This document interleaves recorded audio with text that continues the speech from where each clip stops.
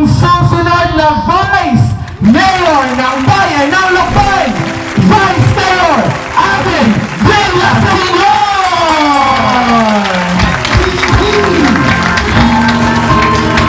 Ang PBB Alliance na may tunay sa PBB Alliance. Okay na, Kita kita niyo naman po, ito po ay pakukunang pangdin po. Sa una-una po, magandang gabi po sa inyo lahat. Sa mga hindi po nakakakilala sa akin, ako po yung papakilala. Ako po si Alvin Villaseñor. Ako po ay pangatlo sa anak ni Mayor Bonbon Villaseñor. Si Ayen po ay ate ko. Madami nagkakamalin. Ako daw po ay mas matanda. Hindi po totoo yun. Mas bata po ako. Please, mag-agree po kayo sa akin. Anyway, ako po ay dating katulad ni Konsehal Migs, ako din po ay kapitan po ng Barangay Summit. Pero ito po ay noong 2010. Ako po ay kapitan ng Summit. Ako po ay umupo bilang Pangulo ng Liga ng Barangay dito po sa ating Sangguniang Bayan, 2010 din po. Pero 2 buwan lamang po ako umupo. Dahil ako naman po ay ibinoto ng aking mga kasamahang Pangulo sa buong lalawigan para maging Pangulo ng mga Pangulo ng mga barangay. 1,242 barangays po sa ating lalawigan, ako po yung Pangulo po nila. Kaya po ako yung tawag nila po sa akin ay Bukal Alvin. Dahil po noong 2010 to 2013, ako po ay naging Bukal. At ako po ay nanungkulan sa Sangguniang Palalawigan para maging representante po ng barangay. So, yun po ang aking experience. Hindi man po malaki, hindi man po madami. Pero tingin ko po, at madami din naman po nakasaksi, ito po ay nagawa ko ng tama. Kaya po, nagpanghinga po ako after, ako po tumakbong mayor 2013. Kung ngayon po nakakaalala sa inyo, ako po ay natalo ng 2013. Pero hindi naman po yun naging hadlang para ako po ay nagpahinga after. Kasi sabi ko nga po, nung panahon po na yun, ako po ay bagong kasal lamang.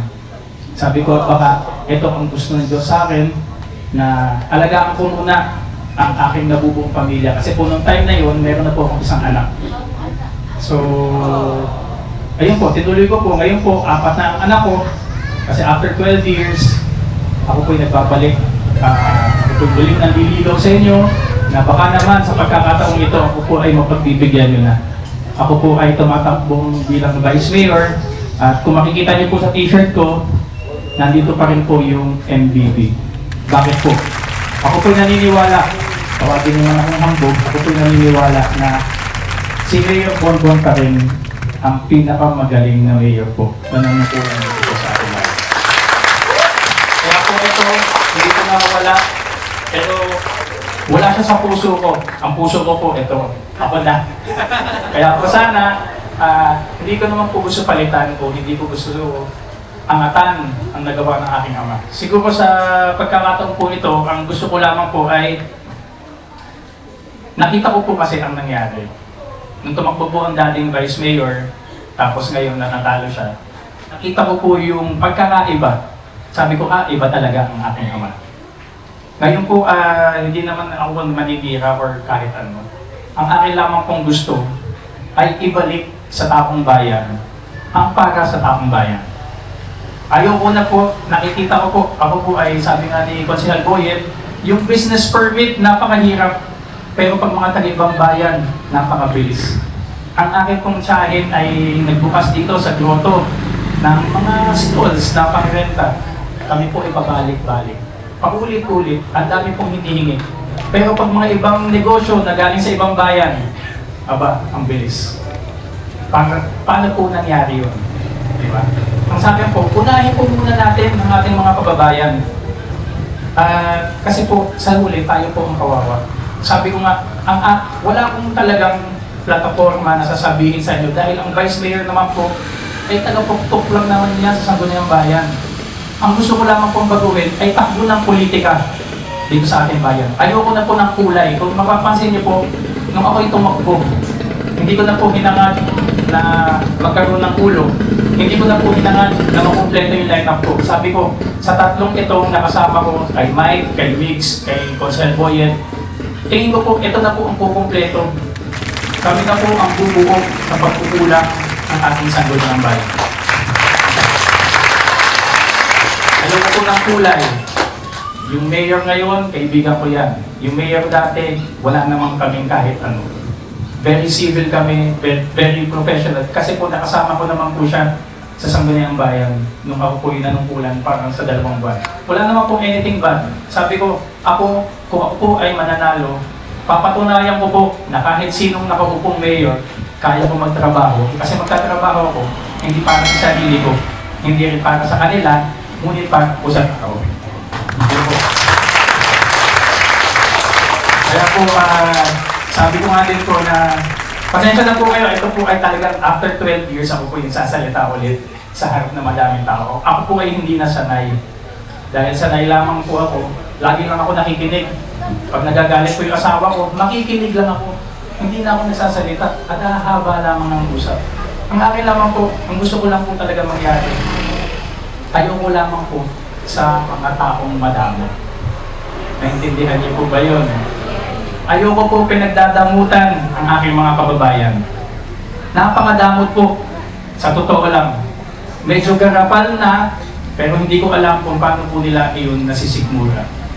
Akin po, kasi ang panunungkulan, kaya nga tumatakbo para mag-self-issue sa tao.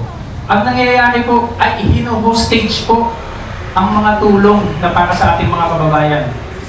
Bakit po nila tinatago ang prangkisa? Hahawakan nila ng 2 taon, ilalabas sa panahon ng eleksyon. Para po ito maging utang na loob po natin sa kanila. Bakit po tayo magkakautang na loob? Paano naman yung 2 taon na gusto natin magtrabaho na marangal para mabuhay po yung pamilya natin? Pero ang mangyayari, bibigyan kita ng prangkisa, iboto mo ako. Yan po ang nangyayari. Bibigyan kita ng ayuda, iboto mo ako. Parang napakadamot mo naman.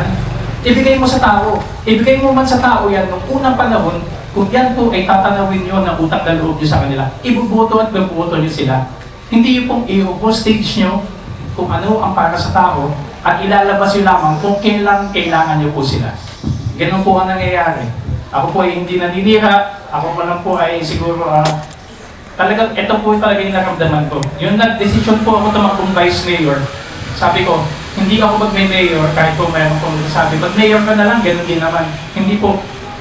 Pagiging vice mayor po, tingin ko po, I can make a difference po dito po sa ating bayan.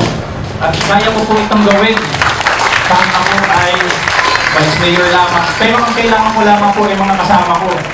Dahil kung papansin ninyo, mayroon po ba talaga nagtatrabaho ngayon sa Sangguniang Bayan? Ang rinig ko po, rinig ko lang naman, chismis lang. Sila po ay may sariling sekretary na gumagawa ng mga resolution para sa kanila. Anong alam nyo? Sana yung mga tao na lang na yun, ang ating binoto, tayo po ay nagpapasweldo sa kanila. Anong ginagawa nila? Nagpapalamig. Ginagamit nila ang mga resources ng munisipyo para sa sarili nila. Ano po napunta sa tao? Wala.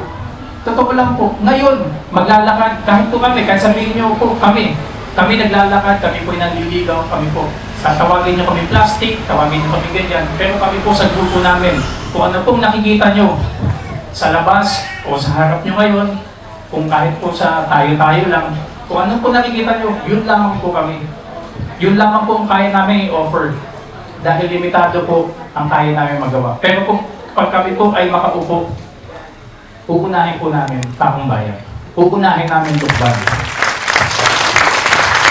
Sabi ko nga po, oras na o panahon na para ang sangguniang bayan ay maging sanggunian na para sa bayan. Hindi para sa kanila lamang. Kaya po, gusto ko talaga pahabain dahil ang tagal ng antay. Pero yun nga po, 4 kami. Una dati, pinagtatawanan pa kami niyan. Sa totoo lang po, ay, si Villa Senior hindi na upo. Pugot, walang ulo.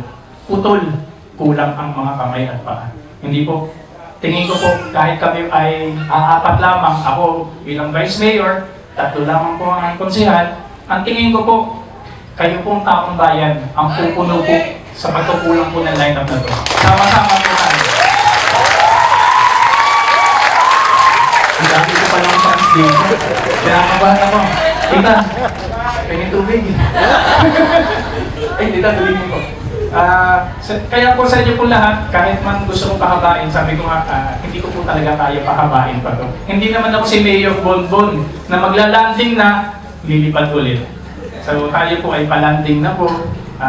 Ang amin lamang po kahilingan, kung mamarapatin nyo, please consider kami pong apat.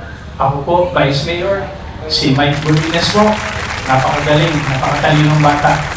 Ganyan lamang po magsalita yan, kala nyo galit, pero hindi po galit yan, napakabait. Ano lang talaga siya, ano siya, ini-emphasize lang po niya yung mga gusto niya sabihin. Ito po, si Kapitan Mix, alam ko po ang hirap pagiging kapitan. Parehong barangay lang po kami nang galing sa amin. Ang sa amin po ay hindi napapansin ng kasalukuyan po na namumuno. Lagi lamang po nilalagpasan. Sa lahat ng ayuda, lagpas. Sino pong binibigyan? Sila lamang. Kung sino makilala ni coordinator, kung sino makilala ni leader, yan lamang po. Kung sino pa mag-anak, yan lamang ang bibigyan. Paano po yung mga talagang naghihirap? Kaya po, yung pagkukulang po ang ating LGU, lalo na ng pandemic, yan po ay pinunuhan ni Kapitan Konsehal Vince Bazar po. At syempre, ito po ay hindi ko nakasabay kahit kailan si Konsehal Boyet. Pero ako po ay bilib na bilib dito. Napakatalino pong tao. Ang gusto lamang po niya ay pasimplihin ang pang-araw-araw na buhay ng tao. Imbis na magsayang tayo ng oras, kakapila, kakaantay, ang gusto niyo po, padalikin ang buhay ng tao. Nandun po ang kanyang puso. Sabi ko nga, kahit siya po ang pinakamatanda. Ikaw ba pinakamatanda tumatakbo? Dapat pala hindi ko sinabi sa mic. Pero po, para siyang antigo. Antique na po yan. Pero ang antique, tandaan niyo po, yan po ay nag-a-appreciate, yan po ay nagmamahal ng presyo. Ganun po si Konsehal Boyet. Kaya po, muli sa inyo pong lahat dito sa Barangay 6, kami po ay nagpapasalamat na ito po ay kauna-unahan namin parumbol. Kayo po talagang una natin tahan. Kita niyo naman, sisira-sira yung sound system namin. Pero salamat po sa pakikinig. Gagandahan namin sa susunod. At pag may oras pa po kami, babalik po kami dito at muli po na hihiling at pagliligaw sa inyo na sana po pagdating po ng May 12, i-consider niyo po kami. Straight niyo na!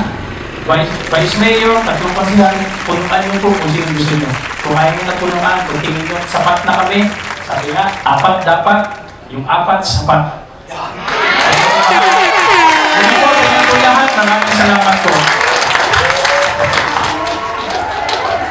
Maraming salamat, Vice Mayor Alvin Villaseñor!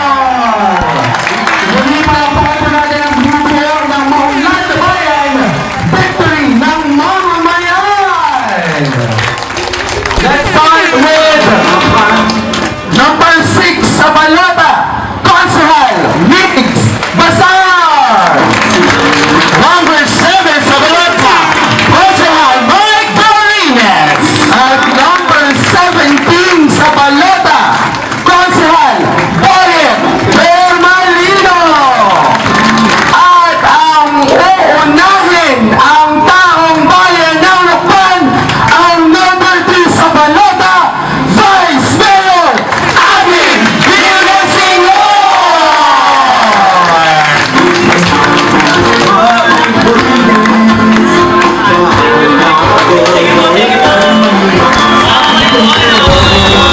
Muli pong maraming salamat, Barangay 6, sa inyong maagap. Pato man na kayo buhay.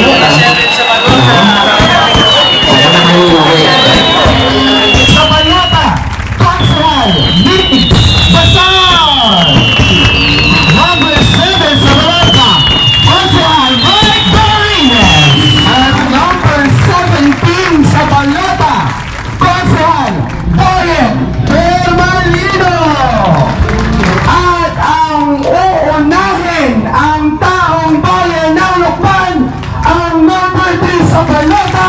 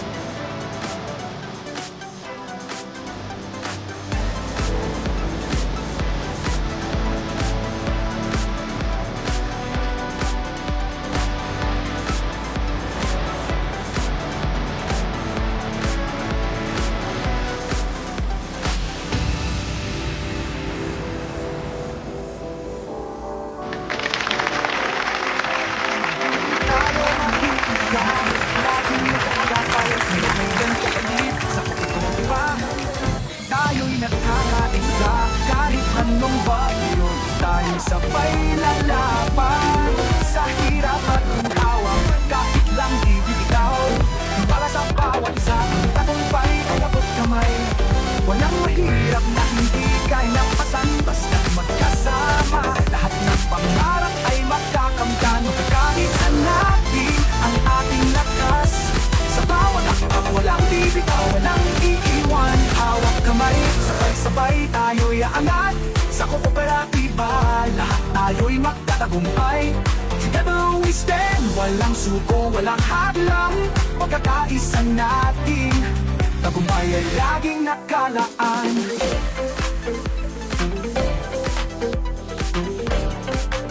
Kahit anong layo ng pangarap, tayo'y aangat sa bawat hamon. Ating bilyasin nyo sa MVP Alliance at sa araw at gabi ang hatid niya ay tugon sa ating bayay magsisilbi. Narito ang lumalapit sa ating handang gumamay sulong maunlad na bayan o bitkur ng mamamayan.